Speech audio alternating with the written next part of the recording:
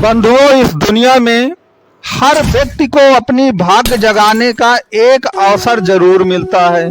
तो याद रखिएगा कि आपको भी वो लास्ट अपॉर्चुनिटी, जो अंतिम अवसर है, वह जीवन का मिलने जा रहा है, जो कि सबसे बड़ा अवसर भी होगा। तो आपको उस अवसर को भुनाने के लिए क्या करना है, ये मैं आज आपको इस वीडियो में बताऊंगा। और आप जानते हैं कि जहां महान सफलता होती है वहां महान जोखिम भी होता है, रिस्क भी रहता है। तो उस रिस्क से बचने के लिए आपको क्या क्या करना पड़ेगा, वो भी मैं आज की इस वीडियो में आपको बताऊंगा। तो आप वीडियो को लास्ट तक जरूर देखिएगा और वीडियो को लाइक शेयर सब्सक्राइब करिए। और ज्योतिष से संबंधित आपका कोई भी प्रश्न है तो ये नंबर दिया गया है। तो मित्रों, आखिरकार वह कौन सा अवसर हमारे जीवन में आने वाला है, तो मैं आपको बता दूं कि आने वाले 3-4 महीनों के अंतर्गत ही वह सबसे बड़े अवसर आपको इसी सितंबर माह 2024 से ही मिलने जा रहा है।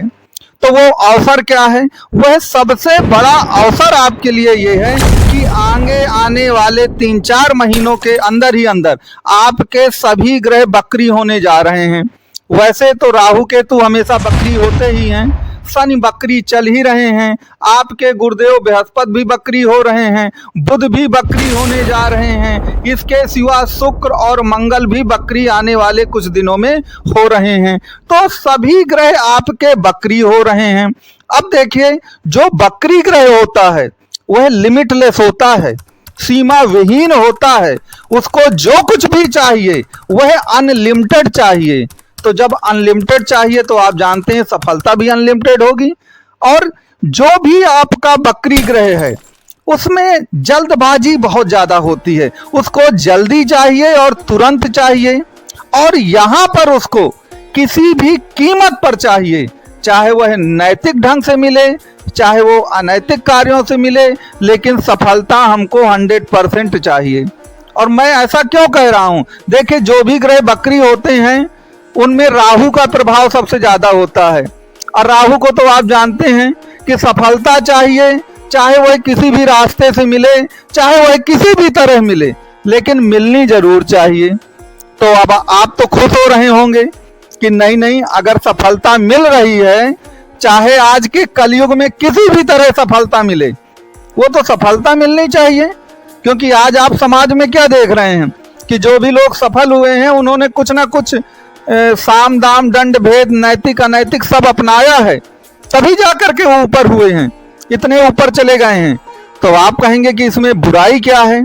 तो इसमें मेन जो आपके लिए बुराई है, जो भी मिथुन राशि के जातक हैं उनके लिए जो बुराई है वो मैं आपको बताता हूं। आपको मालूम है कि मिथुन राशि का जो स्वामी है वो बुधदेव महाराज हैं, और बुध को कुंडली में क्या कहा गया है?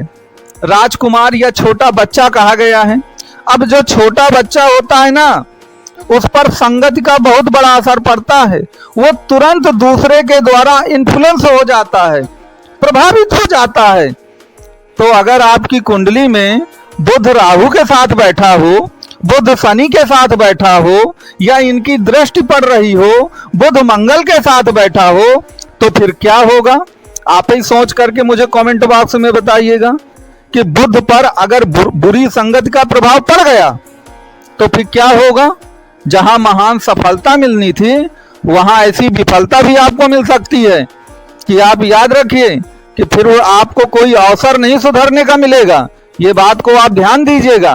तो पहले तो आप लोग अपनी कुंडलियों को पलटिए, अब कुंडली पलट करके ये देखिए और कमेंट बॉक्स में मुझको ये बताइए, क्या बुध पर मंगल की, शनि की, राहु या केतु की दृष्टि तो नहीं है, या आपका बुध जो है मंगल राहु केतु शनि के साथ कहीं बैठा तो नहीं है?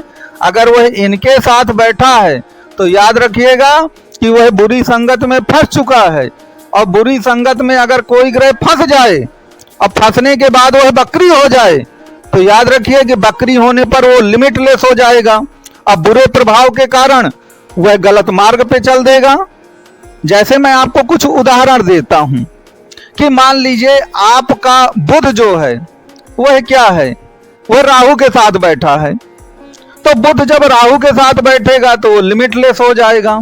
वह इतना बड़ा रिस्क ले लेगा बुध कि अगर उसमें जरा सा भी ऊंच नीच हो गई ना, उस रिस्क में जरा सा भी गलती हो गई तो मान लीजिए कि सारा जीवन बर्बाद हो जाएगा। आपने इतना बड़ा कोई रिस्क ले लिया, आपकी औकात 2 लाख रुपए की थी, लेकिन आपने रिस्क ले लिया 50 करोड़ का, तो फिर आप समझते हैं कि अगर उसमें जरा सा भी गलती हो गई तो फिर आप कहीं के नहीं रह जाएंगे। इसी प्रकार अगर मान लीजिए आपका बुध शनि के साथ है, तो शनि को क्या कहा गया है? सेवक, मजदूर, गुलाम और अनपढ़ कहा जाता है। तो फिर आपको कोई भी व्यक्ति बेवकूफ बनाकर ऐसे काम में लगा देगा जहां पर आपको नुकसान ही नुकसान उठाना पड़ेगा। इसी तरह अगर आपका मंगल के साथ बुध देव हो गए, तो मंगल क्या है? मंगल बहुत गुस्सैल और लड़ाकू प्रवृत्ति का आदमी है, और जब मंगल और बुध दोनों बकरी हो जाएंगे ना, तो आप अपनी वाणी से, आप अपने कर्मों से अपने सब खेल बिगाड़ लेंगे। तो कहने का तात्पर्य मेरे ये है कि आप अपनी कुंडली में देखिए कि बुध देव की क्या स्थिति है, और अगर बुध देव की स्थिति खराब है तो उसके लिए आपको क्या प्रिकॉशन लेना होगा, उसके लिए आप नंबरों पर संपर्क कर सकते हैं, क्योंकि यहां पर उसकी पूरी चर्चा कर पाना संभव नहीं होगा।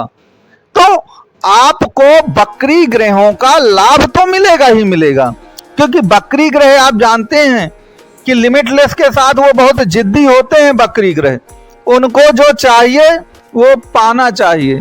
आपको मैं एक उदाहरण दूं कि मान लीजिए आपकी कुंडली में शुक्र योगकारी ग्रह होता है और शुक्र बकरी है, तो शुक्र अगर बकरी हो जाए, आपकी जन्म कुंडली की मैं बात कर रहा हूं अभी, कि जन्म कुंडली में आपका शुक्र बकरी है, तो शुक्र लिमिटलेस हो जाएगा। तो जो भी शुक्र के सकारात्मक चीजें हैं, पॉजिटिव हैं, वो आप करेंगे तो आपको लिमिटलेस सफलता मिलेगी। लेकिन जो उसमें निगेटिव है, अगर वो आप करना शुरू करेंगे ना, तो लिमिटलेस विफलता भी मिलेगी। और निगेटिव क्या है? शुक्र क्या है? शुक्र सुंदर स्त्री है।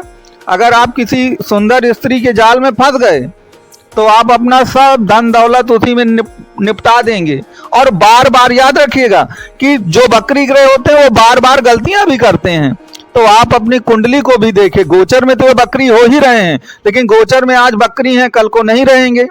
लेकिन आप अपनी मूल कुंडली में भी देखिए कि बुध और शुक्र की क्या स्थिति है, और मुझको कमेंट बॉक्स में जरूर बताइएगा।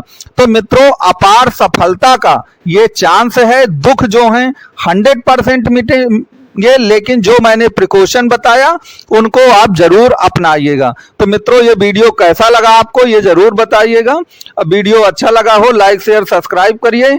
और मिथुन राशि या ज्योतिष से संबंधित आपका जो भी प्रश्न है, तो नंबर आपको प्रोवाइड किया गया है, आप इस नंबर पे संपर्क कर सकते हैं।